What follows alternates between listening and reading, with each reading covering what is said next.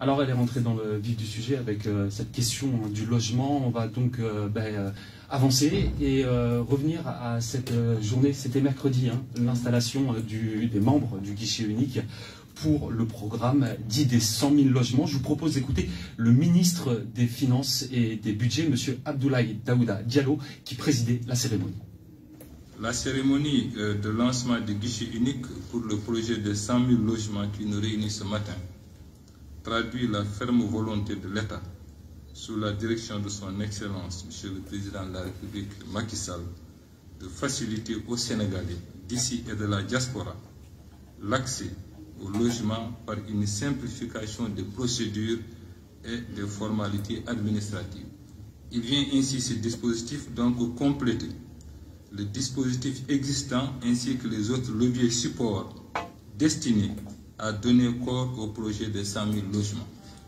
Je veux citer le Fonds de l'habitat social, la Société d'aménagement foncier et de rénovation urbaine, le régime fiscal et douanier dérogatoire au droit commun pour les promoteurs immobiliers engagés dans un programme de construction d'immeubles à usage de logement agréé par l'État, le foncier aménagé gratuit, une réalité avec le décret déclarant d'utilité publique et urgent le projet de 100 000 logements ainsi que l'affectation de 1100 hectares au pôle urbain de Dago-Kholba à la Safri est destiné en partie aux logements sociaux. Les procédures et formalités administratives décriées par les usagers du service public en raison de leur lourdeur, je l'ai rappelé tout à l'heure, et de leur complexité vont surtout céder véritablement place à une procédure accélérée avec beaucoup de sécurité en matière foncière et fiscale. Il est apparu nécessaire, voire même obligatoire, de mettre en place un guichet unique, cadre spécifique de traitement des dossiers fonciers et fiscaux pour le projet de 100 000 logements dans la plus grande sérénité et la dynamique requise. Le guichet unique viendra ainsi raccourcir les délais de traitement des dossiers relatifs notamment à l'immatriculation et au morcellement des assises foncières, à la délivrance des autorisations de l'auteur et de construction, ainsi que des certificats de conformité y afférents et permettre aux promoteurs agréés de bénéficier des exonérations fiscales et douanières prévues dans le cadre de la réalisation de ce projet. Avec une organisation déclinée au niveau central à travers 2 sections en charge de la supervision d'ensemble des procédés et procédures fiscales et foncières, et au niveau déconcentré, au niveau d'antenne régionale, sous la supervision bien argument des gouverneurs, c'est dire pour conclure en définitive que le projet de 100 000 logements vise l'accès au logement pour tous et va couvrir l'ensemble des régions et grandes villes du pays, au bénéfice de tous les Sénégalais sans exclusion, qu'ils soient sur le sol national ou au niveau de la diaspora. Le ministre des Finances et du Budget, Abdoulaye Daouda Diallo, qui présidait la cérémonie d'installation des membres du guichet unique, c'était ce mercredi. Vous étiez présente, bien sûr. Un guichet unique qui s'inscrit dans cette formule du fast track, raccourcir et simplifier les procédures d'accès à ces 100 000 logements, qui, je le rappelle, est une composante phare d'un autre programme qui est le programme Zéro Bidonville. Je vous remercie. Le guichet unique, effectivement, c'est pour raccourcir les délais de traitement des dossiers, mais aussi rappeler que le projet 100 000 logements, d'abord avant tout, c'est un projet transversal, un programme transversal. Le ministère des Finances, oui, pour les impôts, puisqu'il y a des exonérations fiscales et douanières, pour les domaines, avec le foncier, bail, pour titriser le foncier, mais aussi, dans le cadre du projet 100 000 logements, les ministères de l'eau est interpellé, dans le cadre de l'adduction d'eau, de l'assainissement, l'électricité, puisque tous ces sites devront être connectés. Je pourrais en dire autant des mines. Produire 100 000 logements, passer à cette vitesse-là, nécessite forcément une anticipation. Peut-être l'ouverture de nouvelles carrières. Tout ce que cela va demander en termes de consommation, en termes de ciment, de fer, de sable. Les collectivités territoriales, puisque nous devrons nous implanter au niveau de tous les départements par rapport à la territorialisation, les Sénégalais de l'extérieur, puisque 20% de ce programme leur a été dédié. Donc, c'est dire que ce programme, c'est un programme transversal. Pour revenir au guichet unique, effectivement, le principal goulot d'étranglement, sinon le premier, c'était l'accès au foncier. C'est l'accès au foncier, c'est ce qui a expliqué la mise en place de ce guichet unique pour raccourcir les délais, permettre aux promoteurs de venir sur un même site, qui peut être virtuel tout de même, avoir accès en fait à tous les interlocuteurs, tous les intermédiaires, toutes les parties prenantes à ce projet pour leur assurer un traitement très rapide de leur dossier. Alors, il est composé de 2 sections. Une section en charge des procédures d'urbanisme foncière, domaniale et cadastrale, dont les missions sont faciliter la mise à disposition d'assiettes foncières, diligenter les procédures administratives. Et puis une autre section en charge des affaires fiscales et douanières pour l'accompagnement des promoteurs sur les formalités d'obtention des exonérations. Un appel. 3 secondes. Oui, allô, bonjour. Bonjour. Maintenant, Delusuat, bëggoon laaj ministre bi rek. ñi nga xamante ne dañu nekk dans le secteur informel, bëgg ci logement yi naka nañu war a def, ñi nga xamante ne bokkuñu ci benn kii naka nañu war a def pour am ci logement yi, lu tolloog seen loxo ak seen poche fi mu toll, loolu laa ko bëggoon laaj pour mu gindi ci nit ñi, pour nit ñi xam, parce que logement dafa yitteel Sénégalais yi, nit yi dañ sonn ci location te yaakaar naa ne elle est prête pour jox ko Sénégalais yi, loolu rek laa ko bëggoon laaj, ma leen di remercier. Merci madame, merci pour cette contribution. Madame la secrétaire d'État, peut-être vous pouvez lui répondre si... Pour le secteur informel, oui. La cible du projet 100 000 logements, nous avons une cible bien définie par le président, bien identifiée par son Excellence le Président de la République. Le projet 100 000 logements, ce n'est pas pour les Sénégalais qui ont déjà les moyens d'accéder à un logement. Le projet 100 000 logements, ce n'est pas pour les Sénégalais qui ont déjà un logement. Le projet 100 000 logements, c'est pour les Sénégalais d'ici et de la diaspora qui ont des revenus de moins de 450 000 francs, qui sont dans le secteur informel ou formel. L'essentiel, c'est d'avoir une activité et de pouvoir justifier le... Alors, je vous interromps à nouveau, mais le standard... Oui, alors bonjour. Oui, bonjour. Salam alaikum. Oui. Allô? Oui, oui. Vous êtes à l'antenne. Allô? Oui, vous êtes à l'antenne. Je vous en prie. Je dis bonjour à tout le monde. Bonjour. C'est Daniel Zalé de Pifit. D'accord. ñu ngi déglu émission bi di ko rafet bu baax a baax. jërëjëf. waaw am na solo. te tamit Victorine Ndeye boobu ngeen invité. waaw référence pour tout le monde. waaw plus particulièrement les jeunes catholiques manquent surtout. Allô? Oui, on vous écoute. Hein. Continuez, je vous en prie. leen wax rek ni ñu ko mën a jàppalee rek ñu daan koy jàppalee noonu. waaw ñu ngi koy encouragé bu baax a baax di wax ne ñu ñëw ci ginnaawam. waaw. Vous pouvez poser une question, hein, si vous voulez, directement à Madame la secrétaire d'État. waaw ñun li ñu ko bëggoon laaj mooy logement yi pour accéder lan lañ war a mën a fournir. benn formalité lañ war a mën a fournir pour mën a am ci logement yi man loolu laa koy laaj. D'accord. Oui, très bien. Déjà, la première étape, c'est de s'inscrire. Je vous remercie déjà, merci pour l'appel. La première formalité, c'est d'abord de s'inscrire au niveau de la plateforme 100 000logements.com, 100 000logements.sn. Et une fois que vous vous inscrivez, vous aurez toutes les informations y afférentes. Vous allez faire votre choix, le choix de la zone, le choix du type de maison que vous voulez, si c'est un F3, si c'est un F4. Et voilà, vous serez déjà inclus dans la base. Et après, il y aura une plateforme de suivi qui vous permettra, à partir de votre numéro d'inscription, de suivre en fait tout le processus d'acquisition. Voilà. Ok, merci. Merci. Merci.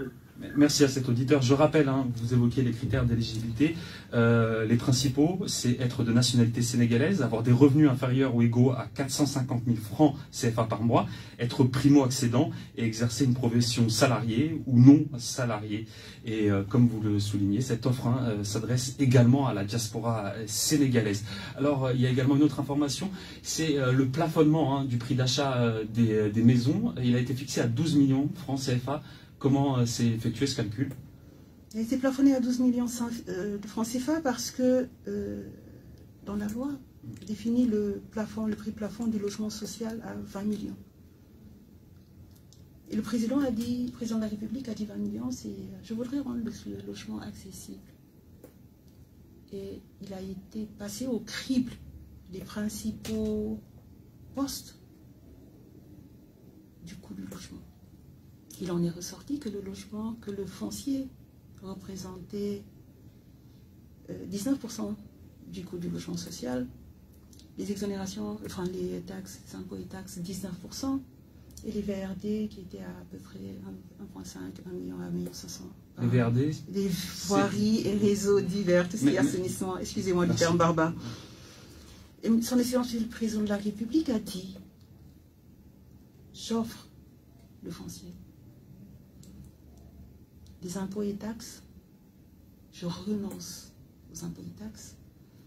Les réseaux, les voiries et les réseaux divers, je mets en place la société, la SAFRU, la Société d'aménagement et de rénovation urbaine, d'aménagement foncier et de rénovation urbaine. Et tout cela, combiné, calculé, revient à peu près 8 millions. Donc 8 millions sur les 20 millions. C'est ce qui a plafonné le logement social dans le cadre du projet 100 000 logements à 12 millions. C'était 20 millions. L'État a mis, c'est comme si l'État avait mis 8 millions dans la bourse de chaque acquéreur pour lui permettre d'avoir un logement à ce prix-là. C'est du logement subventionné, si on... C'est du logement subventionné, effectivement. Et ce n'est pas la première fois que l'État mène cette politique sociale en direction de l'habitat, en direction des populations plutôt. Il n'y a pas longtemps, j'ai réceptionné, j'ai participé à une remise de clés des... Alors on va prendre cet auditeur, excusez-moi, je vous interromps pas, mais c'est l'interactivité de cette émission. Allô, oui, bonjour. Allô, oui. Oui. Oui, vous êtes bonjour. Bonjour à vous, vous êtes à l'antenne. Je vous en prie. Oui, je voudrais féliciter Madame la ministre d'être là aujourd'hui pour répondre à toutes ces sollicitations. Et autour de cette question du logement qui est tellement centrale dans la préoccupation de tous les Sénégalais et en général de tous les citoyens du monde. Et je sais que la question des soins de logement est assez centrale dans ce débat. Mais moi, ma question, ce serait un peu plus générale. Oui. Ah, on vous a perdu, je crois.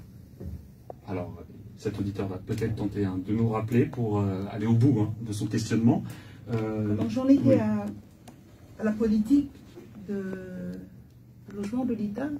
Il y avait un premier programme, Une famille en toit, où l'État du Sénégal donnait le foncier, renonçait au fisc, renonçait aux taxes domaniales exactement, et même à la TVA, faisait en fait accorder les exonérations fiscales et douanières aux promoteurs.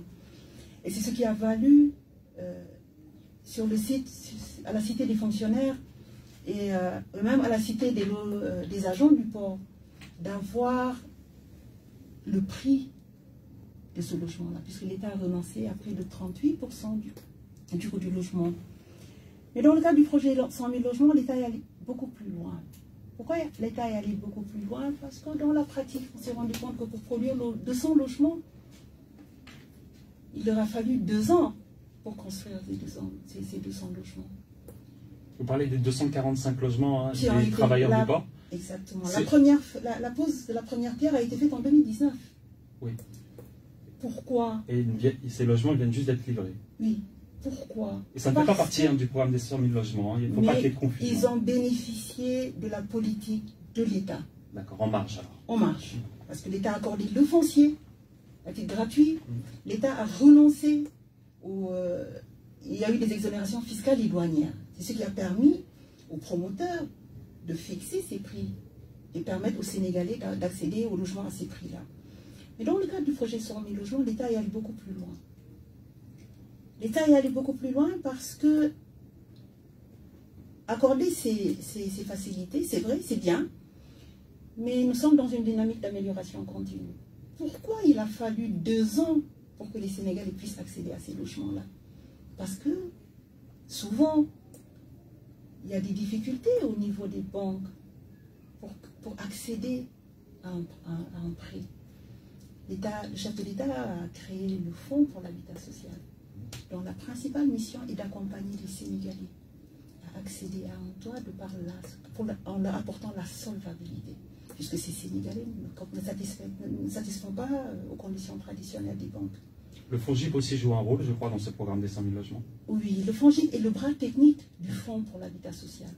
Voilà, c'est lui qui opérationnalise, c'est le FONGIP qui opérationnalise la garantie. L'État est allé encore beaucoup plus loin, en créant la SAFRU. Dans le premier programme cité, les réseaux, les voiries et réseaux divers n'étaient pas assurés par l'État, ils étaient assurés par le promoteur. Et quand on fait le tour des cités, souvent, il y a défaut, il y a un problème au niveau de l'assainissement. Tout à fait, la viabilisation. Oui, allô, bonjour. Allô, bonjour. Oui, on vous écoute, madame. Allô. Oui. Oui, je voudrais participer à l'émission, s'il vous plaît. Mais je vous en prie, allez-y. Alors, je voulais poser une question. Est-ce que quelqu'un qui a la retraite peut adhérer à ce logement, sachant que les enfants sont en train de travailler, qu'ils pourront cotiser à ma place?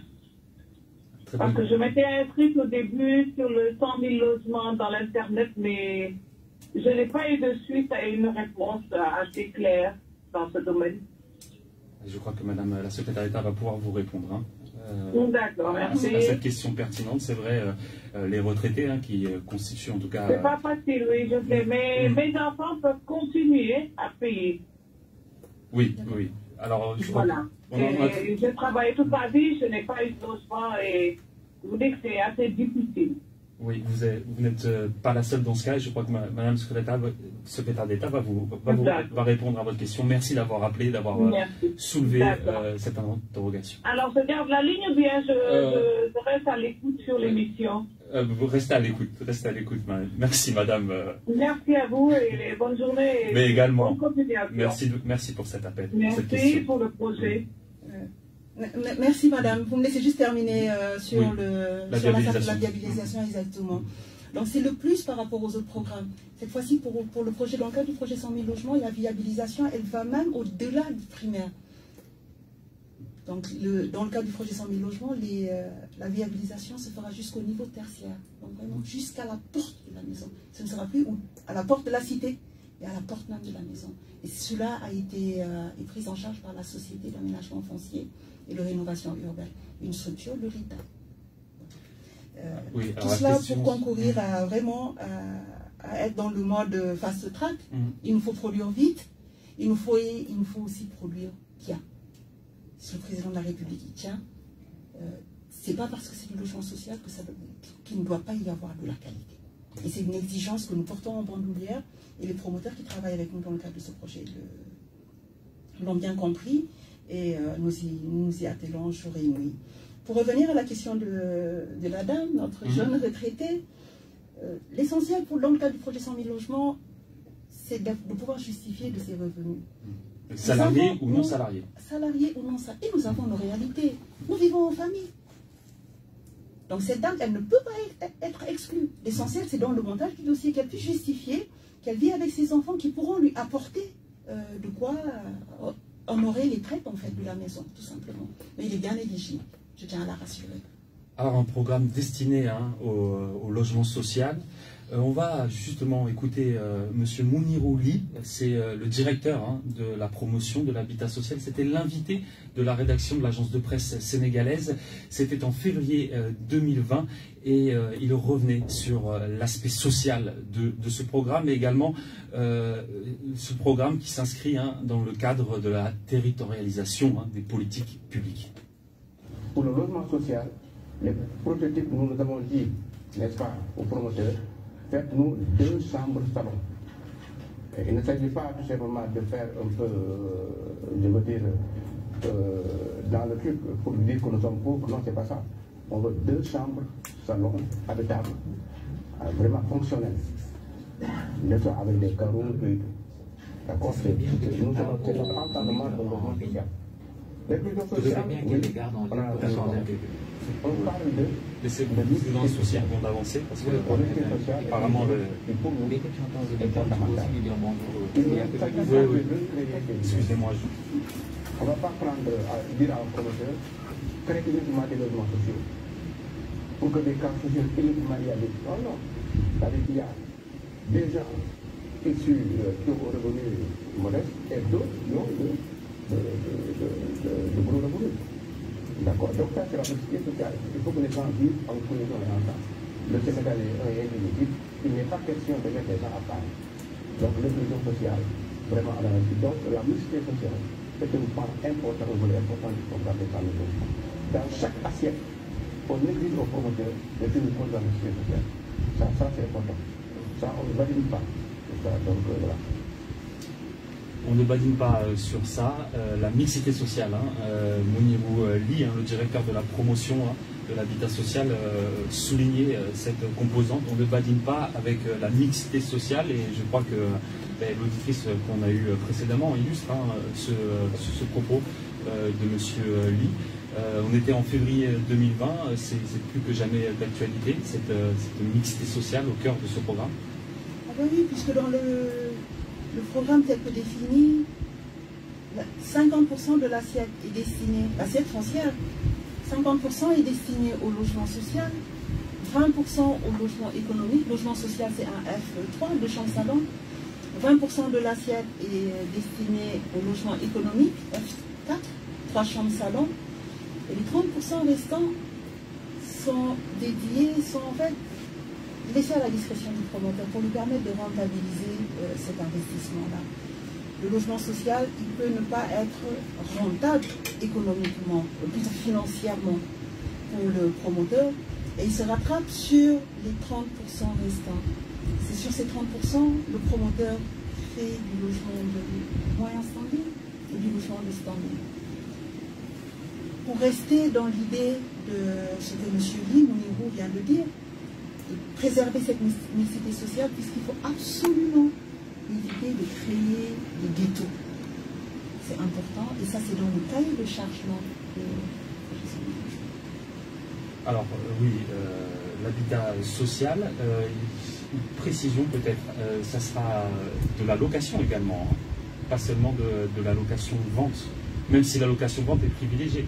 C'est-à-dire que les Sénégalais pourront habiter ces logements tout en étant seulement locataires. Vous avez posé une question très importante, très importante. Dans le cadre, pour les 50% dont j'ai parlé, pour l'habitat social, les 20% pour le logement économique, il s'agit de la vente. Il s'agit de l'acquisition, puisqu'il y a le fonds pour l'habitat social qui accompagne en apportant cette solvabilité à l'acquéreur. Mais il nous faut aussi prévoir, nous avons l'habitude de le dire, je ne suis pas secrétaire d'État aux 100 000 logements, je suis secrétaire d'État au logement. Et il est de notre rôle aussi de développer, de mettre en œuvre toutes les diligences pour offrir une gamme beaucoup plus large et permettre aux Sénégalais qui ne peuvent pas, de par leurs moyens, accéder à un toit, acheter, être dans la propriété, leur permettre de pouvoir d'avoir un logement à un prix raisonnable et correct. Oui, c'est que la question de la cherté des loyers est prédominante à Dakar, mais aussi dans les autres villes du Sénégal. Des loyers très chers qui grèvent les budgets, qui grèvent tout simplement l'épargne pour pouvoir accéder à un logement. Mais si on reste dans ce programme des 100 000 logements, il y a déjà en tout cas des choses tangibles, concrètes. On va en parler tout de suite avec cet auditeur en ligne ou auditrice. Alors oui, bonjour. Alors bonjour. Oui. Je reviens à l'antenne, s'il vous plaît. Olivera, Lucien Olivera. Oui. Voilà, j'habite dans un appartement qui a été construit par les HLM. Oui, c'est une coopérative historique, si on peut... voilà, c'est une coopérative historique, comme vous dites, monsieur Bastien. Mais il faut se rappeler, pour faire un tout petit peu d'histoire, si madame le ministre nous le permet, que tout ce qui est... Moi, je suis sénégalo-capverdien, mais sénégalais d'abord. Ok.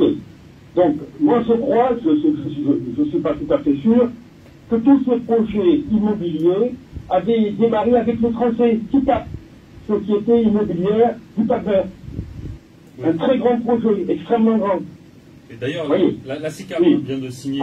Ensuite, il y a eu les HLM. Bastien, je ne vous ai pas entendu.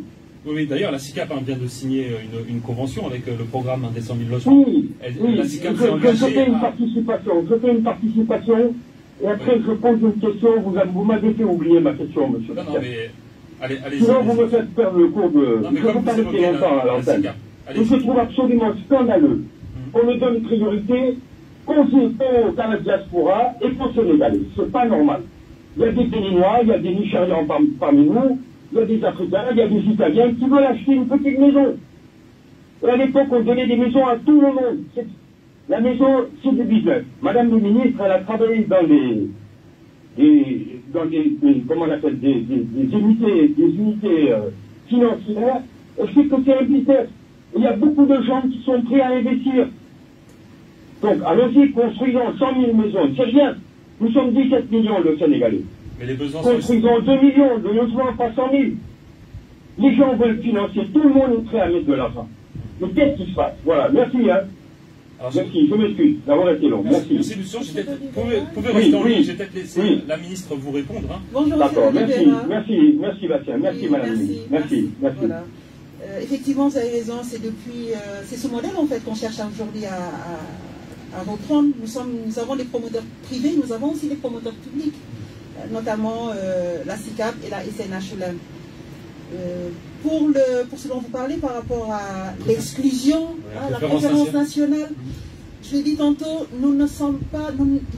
Aujourd'hui, il ne faudrait pas limiter la politique de l'État aux 100 000 logements. 100 000 logements, c'est un programme avec une spécificité bien particulière. Il nous revient à nous autres de développer toute une gamme pour permettre aux Sénégalais d'ici, aux résidents, disons, aux résidents, qu'ils soient sénégalais ou non sénégalais, d'accéder à la propriété bâtie. Et nous y travaillons. Ce qu'il ne faudrait pas faire aussi, c'est de vouloir tout mettre dans le cadre du projet 100 000 logements. Le projet 100 000 logements, il se limite bien entendu pas à 100 000 logements, puisqu'aujourd'hui nous sommes à plus de 260 000 inscrits et nous en recevons tous les jours. Donc nous n'allons certainement pas nous limiter à 100 000 logements. Nous espérons aller bien au-delà et développer aussi d'autres offres alternatives pour tous les résidents, pour tous les Sénégalais qui soient d'ici, de la diaspora, et aussi des résidents qui ne sont pas sénégalais. Je vous remercie. C'est un programme, merci Lucien, c'est un programme qui se veut en tout cas une impulsion. Hein, et j'évoquais le programme Zéro Bidonville, on pourra peut-être y revenir, mais au-delà, hein, on est dans le PAP 2A, hein, le plan d'action prioritaire ajusté et accéléré pour donner un souffle à cette politique du logement, en particulier en direction de l'habitat social. Alors, nous cheminons vers la pause dans cette émission. Il nous reste 5 petites minutes pour continuer à parler de cette question du logement. Alors, j'évoquais à l'instant le programme Zéro Bidonville. C'est un programme qui avait eu, en tout cas, beaucoup d'ampleur au moment où le ministère de l'Urbanisme et du Logement était dirigé par M. Fofana. Est-ce que vous pourriez un peu revenir sur ce programme? Il est toujours d'actualité. Comment il s'inscrit avec ce programme des 100 000 logements à l'intérieur de ce programme Zéro Bidonville? Je vais l'expliquer en des termes précis. Oui. Le programme Zéro Bidonville, c'est l'éradication des bidonvilles à l'horizon 2035. Pour éradiquer les bidonvilles à l'horizon 2035, il y a deux approches. Il y a une approche curative et une approche préventive. L'approche curative Elle consiste à trouver des bidonvilles et à les restructurer. Restructurer, cela veut dire faire des logements de qualité avec des voiries, avec des équipements adéquats. Le deuxième pendant, c'est l'approche préventive. Le projet 100 000 logements. Pour éradiquer les bidonvilles à l'horizon 2035, il faut construire des logements. Il faut construire des logements, il faut construire des équipements, il faut organiser, il faut toute une planification de cet espace-là pour qu'après ou à côté, qu'il n'y ait pas de bidonville. Puisque le Sénégalais, que ce soit le Sénégal, puisque l'être humain, quand il doit se loger, mais il le fait avec les moyens du bord. Si quelques années après, il y a les inondations, il n'est pas, je ne dis pas qu'il n'est pas responsable, mais sa priorité majeure, c'est d'abord de se loger. Peut-être parfois dans des zones qui ne sont pas des zones non édificantes, comme on dit. Maintenant, il revient à la charge de l'État. Et l'État l'a assumé d'anticiper ces besoins-là en créant, en produisant le maximum possible, en étant dans une dynamique de production massive de logements. C'est tout simplement cela le programme, le projet. Approche préventive, approche curative avec le modèle Baraka de la Liberté 6, qui sera dupliqué. Approche préventive avec le projet 100 000 logements. Maintenant, ce qu'il faut comprendre, c'est que pour passer d'une production de 4 000, c'est ce qu'on a connu en termes de logement, à en moyenne 20 000, il faut tout un changement de paradigme. Il faut mettre en place une industrie de la construction. C'est l'écosystème de la construction qui doit structurer. Il faut former. Parce que pour produire beaucoup en masse, il faut adopter d'autres techniques de construction. Il nous faut former des jeunes dans ce sens. Pour, en résumé, l'approche préventive, c'est le modèle de Baraka. Plutôt, l'approche curative, c'est le modèle de Baraka. L'approche préventive, c'est le projet 100 000 logements, avec tout ce que cela offre comme opportunité. Opportunité en termes d'emploi et de formation pour les jeunes, opportunité pour le secteur privé. Le secteur privé qui pour qui l'État a mis vraiment toutes les dispositions nécessaires pour qu'il puisse capter cette opportunité-là. Cette opportunité de produire en masse, de venir s'insérer dans ce créneau-là avec une demande qui est déjà accompagnée, déjà soutenue par le Fonds pour l'habitat social, à charge maintenant pour de construire et de découler la production des logements qui seront faits.